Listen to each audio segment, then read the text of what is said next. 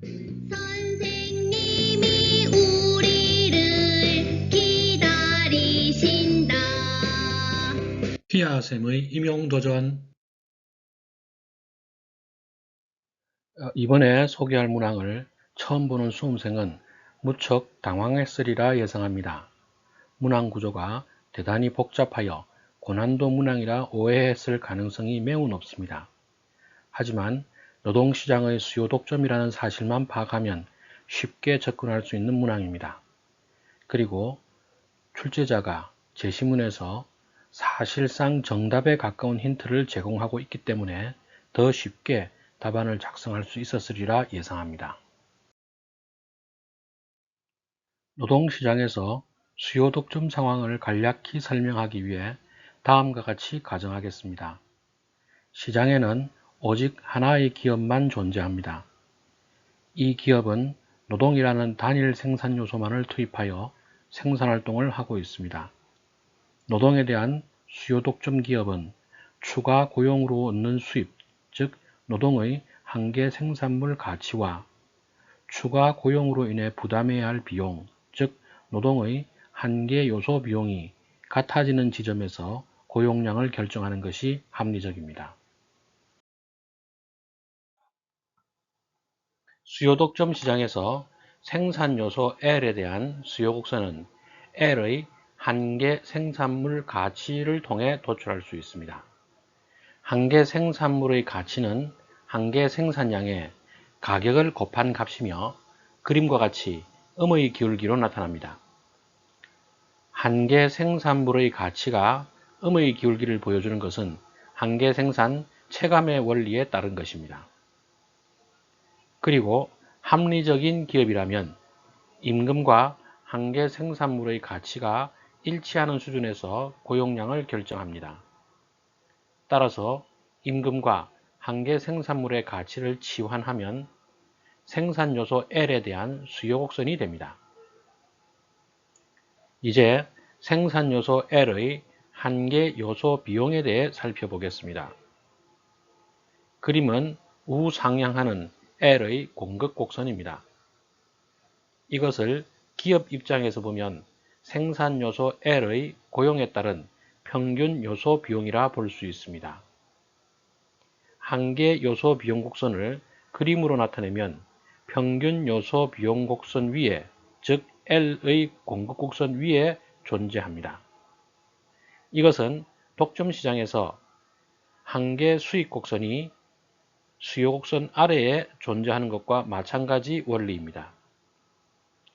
그림에서 고용량을 L까지로 결정했을 때 총 비용의 크기는 사각형 OLBW이며 이것을 한계 요소 비용으로 표현하자면 A점 아래의 삼각형 AOL의 면적과 같습니다. 사각형 OLBW와 삼각형 AOL의 면적이 같아지기 위해서는 한계 요소 비용 곡선이 선분 WB의 중점을 지나야 하며 합동 조건에 따라 삼각형 기역과 니은이 합동이어야 합니다.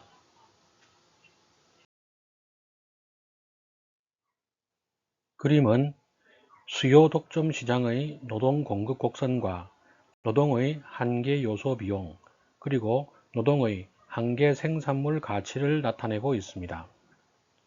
수요 독점 기업은 이윤 극대화를 위해 노동의 한계 요소 비용과 한계 생산물 가치가 일치하는 F점에서 고용량 L을 결정합니다. 그리고 L에 대응하는 노동 공급 곡선상의 임금 W를 지급합니다. 이때 기업이 고용량 L 수준에서 기대할 수 있는 한계 생산물의 가치는 I입니다. 그래서 사각형 IFHW는 수요 독점 기업에 의한 착취의 크기라 볼 수 있습니다. 만약 이 시장이 완전 경쟁 시장이었다면 어떻게 되었을까요? 완전 경쟁 시장이었다면 수요 곡선과 공급 곡선이 만나는 지점에서 균형에 도달할 것입니다. 그래서 수요 독점에 의한 후생 손실은 삼각형 FGH의 면적이라 할 수 있습니다. 이제 수요 독점 시장에서 최저임금제가 시행되는 경우를 살펴보겠습니다. 그림은 최저임금제가 시행되기 이전의 시장 상황을 보여주고 있습니다. 여기서 W0의 최저임금제가 시행된다면 어떻게 될까요? W0는 기업이 노동 한 단위 고용에 따라 부담해야 하는 한계 요소 비용이며 한계 요소 비용이 한계 생산물의 가치와 일치하는 수준만큼 고용하는 것이 합리적입니다. 그래서 최저임금제 시행 이후 새로운 균형은 제2점에서 달성되며 이때 고용량은 이전보다 많은 L0 수준입니다. 이러한 분석 결과가 시사하는 바는 수요 독점 시장에서 최저임금제를 시행하면 그 이전보다 고용이 증가할 수 있다는 사실입니다.